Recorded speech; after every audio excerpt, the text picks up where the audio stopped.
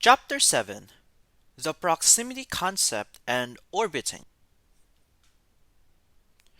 Throughout this series, we have discussed limerence, attachment styles, mirroring, and body language.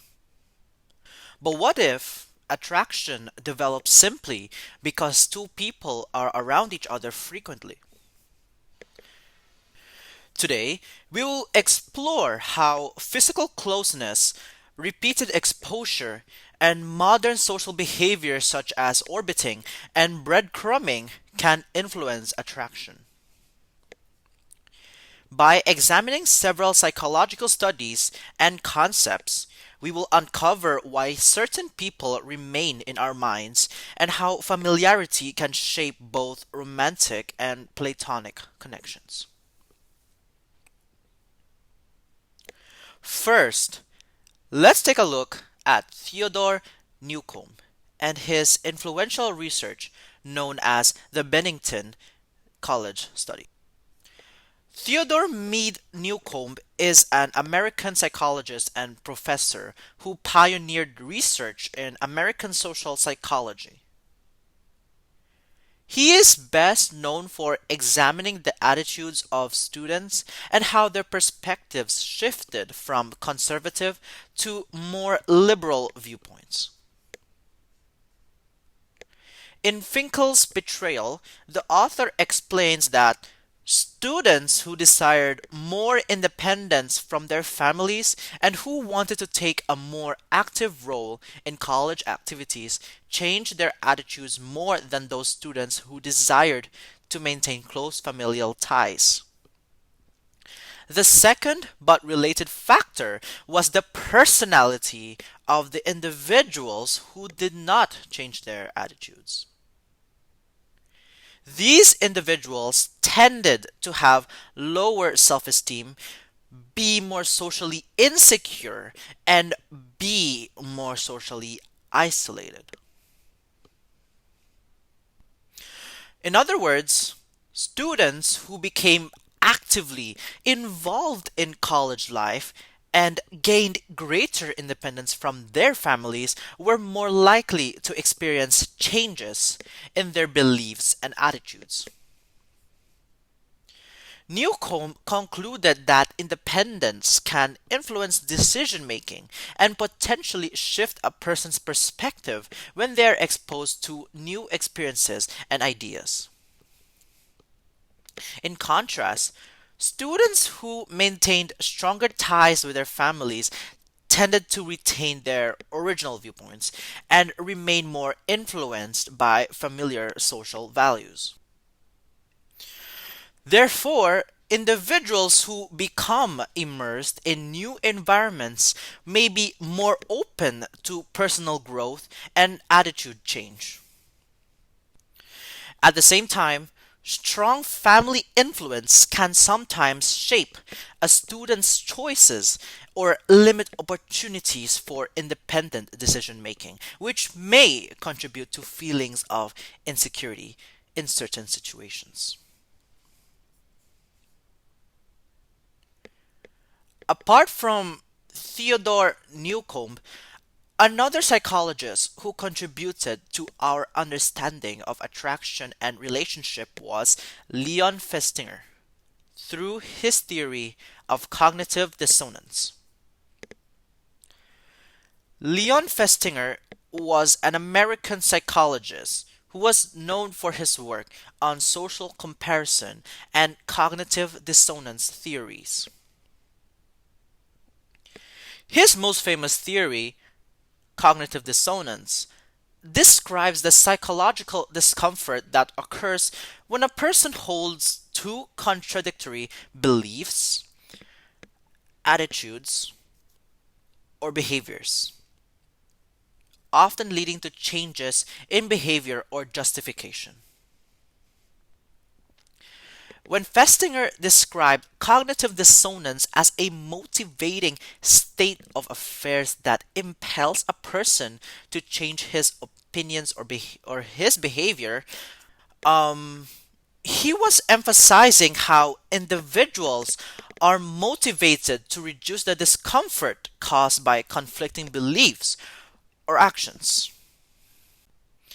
In simple terms, people often understand the consequences of certain actions or behaviors, yet still engage in them because the human mind seeks mental consistency. As a result, we naturally try to resolve the tension created by contradictory thoughts, beliefs, or actions.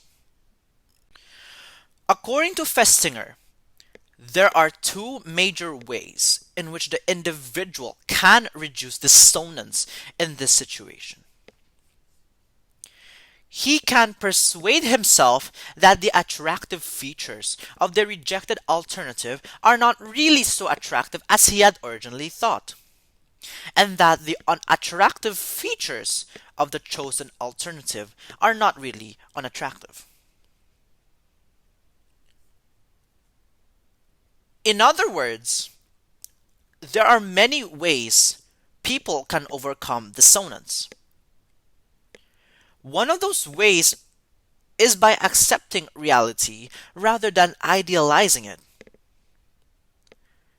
In doing so, we must embrace individuality, recognize human imperfections, and accept flaws to avoid unhealthy attachment, whether in a crush, a situationship, or alignments.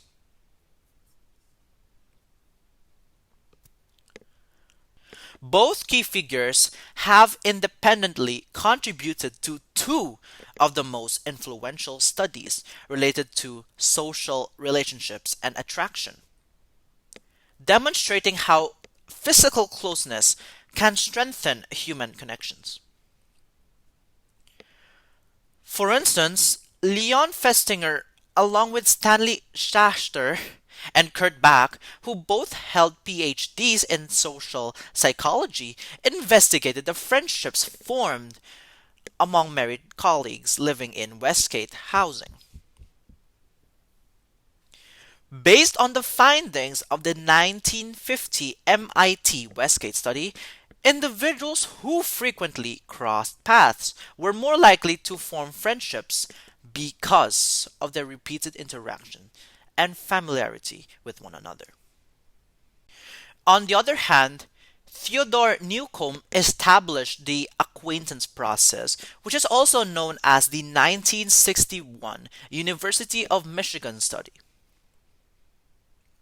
According to Ithiel de Solapoul, Newcomb examines the process by which two groups of 17 newly arrived students came to know each other and choose to become friends.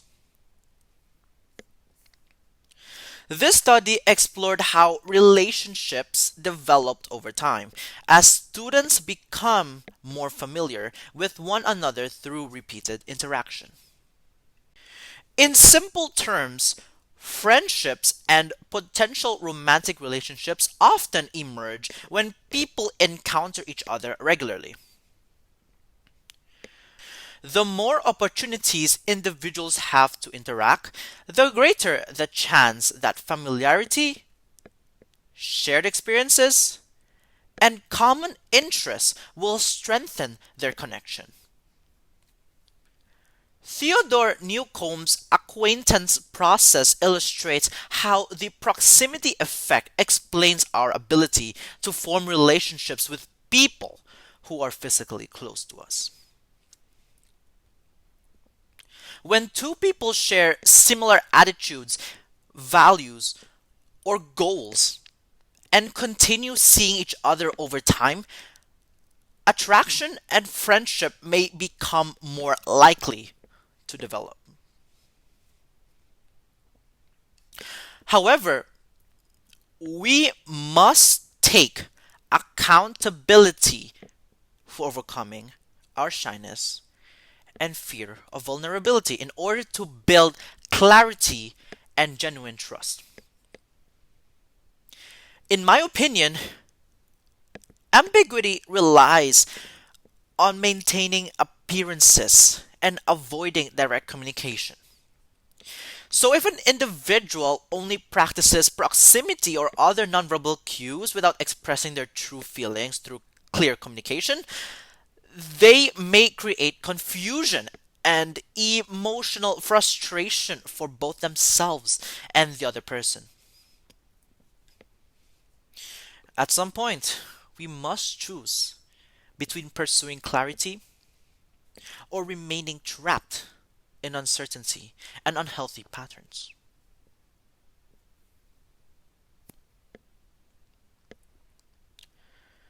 Let us now proceed to our main topic, the proximity effect, also known as the propinquity effect.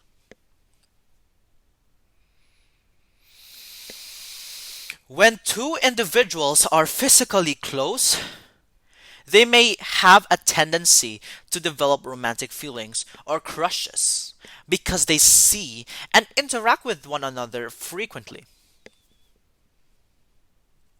Whether people communicate verbally or non-verbally, they create a sense of familiarity by sharing vulnerability, talents, purpose, and many other aspects of life that allow them to learn more about each other.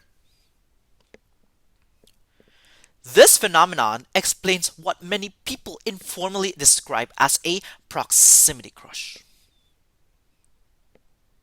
So, what is a proximity crush? It is an intense, temporary infatuation that is driven by repeated exposure to and interaction with another person. However, this type of crush can quickly fade if the attraction is built more on convenience than genuine compatibility. Then we have the orbit effect. When a crush stays in your life without ever committing to a relationship, they may linger in your physical or digital space without disappearing entirely. In some relationships, someone may engage in these push or pull behaviors to keep you as an option without moving the relationship forward. In my opinion, this behavior can become toxic because it builds on ego and uncertainty rather than clarity and mutual understanding. One may feel satisfied without considering the other person's perspective, leading to frustration or limerence. According to researchers from the Journal of Psychology Research on Cyberspace, they stated the following: Orbiters view orbitee stories on social networking sites, share their contents, and like their posts, producing notifications that make orbitees aware of their orbiters' behavior, which increases confusion, leaving them in an even more ambiguous situation than ghosting. In other words, we may stalk our crush's social media by looking at their content or liking their posts, which may create a dilemma that lingers in our minds. Our ambiguous minds tend to wonder whether our crush likes us back or not, or whether we should make a move. However, this lack of action may encourage limerence and mental looping distractions that create a what if scenario without addressing reality as a whole. As a result, neither person fully accepts nor rejects the possibility of a deeper connection, allowing doubt and uncertainty to persist. Furthermore, the case study considers ghosting and orbiting behaviors as avoidance strategies because individuals completely avoid contact with the victims. But for what purpose? To disengage from an unwanted relationship. Hence, some individuals may use distancing behaviors to avoid difficult emotional conversations or uncertainty in relationships. The disadvantage is that these behaviors can create confusion, prolong uncertainty, and potentially contribute to rumination or regret for those involved.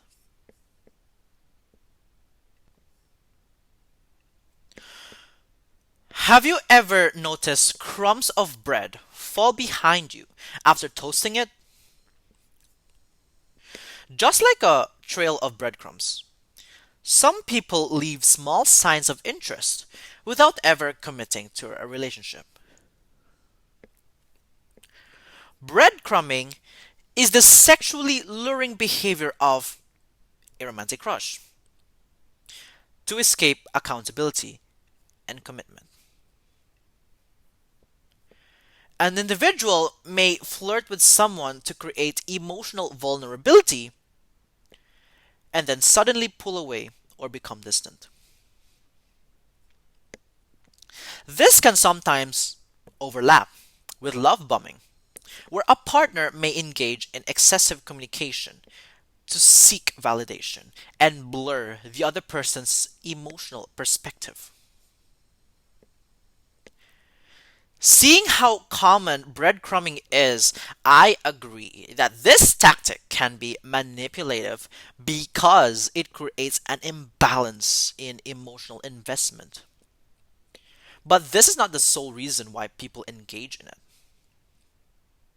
According to the text, researchers further state that partners may have unmet emotional needs of individuals. Personally, I can relate to this statement when I reflect on the way I perceive my own crush and how much emotional energy I sometimes invest in the situation.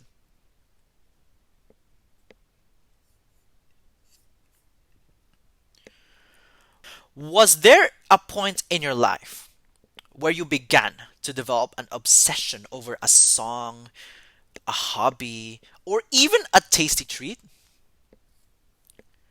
Reflect on how our minds and bodies react to these things in everyday life. Go ahead, and I'll give you like a few seconds of silence.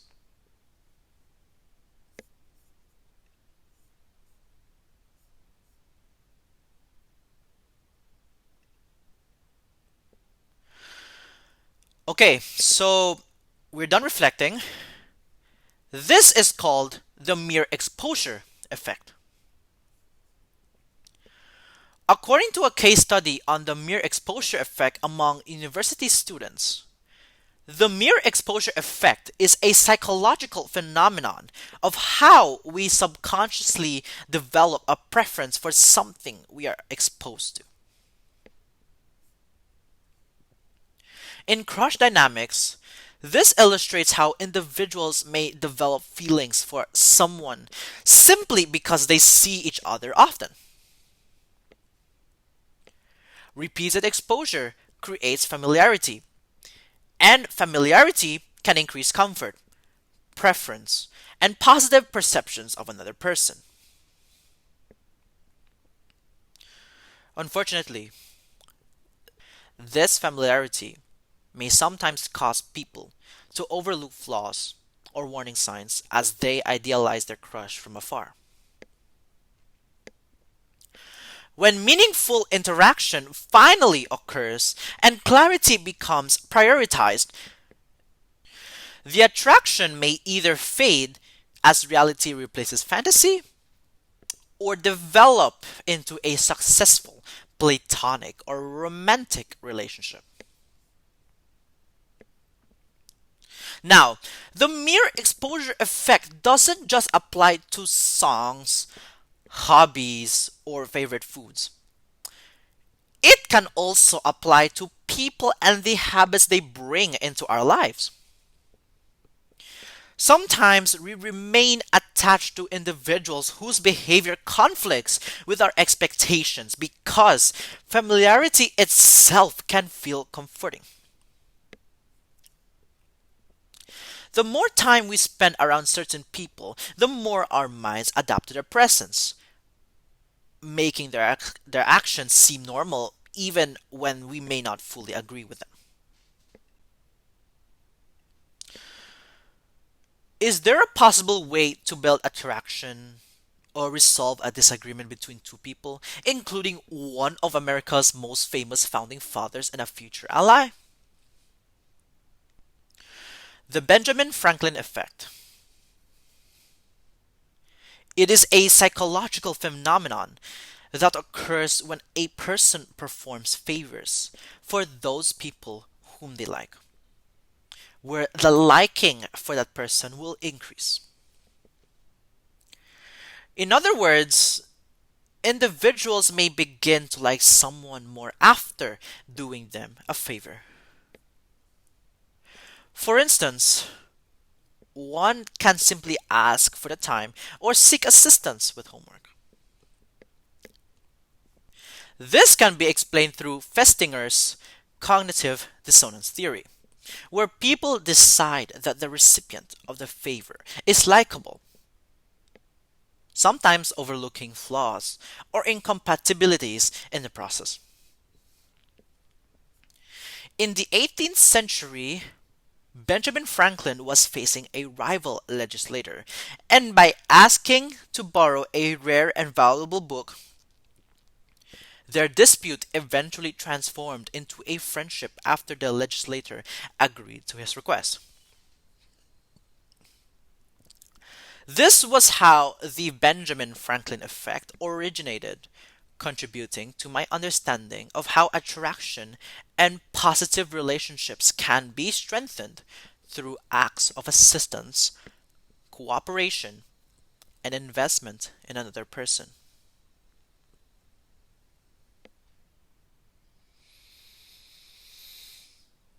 In summary, the proximity and orbiting concepts encompass cognitive dissonance, breadcrumbing, the mere exposure effect, and the Benjamin Franklin effect to highlight how attraction and platonic relationships can develop through physical closeness, repeated exposure, social interaction, and patterns of communication or avoidance. Remember, attraction is not always created by grand gestures. Sometimes it begins with simple exposure, repeated interaction, small acts of kindness, and the choices we make when responding to uncertainty. However, genuine connection requires people to stop playing push and pull games and start valuing clarity. It means having the courage to initiate a conversation, communicate honestly, and acknowledge the social risks that come with reaching out to someone. Because at the end of the day, attraction may bring two people together, but clarity is what determines whether a meaningful connection can grow.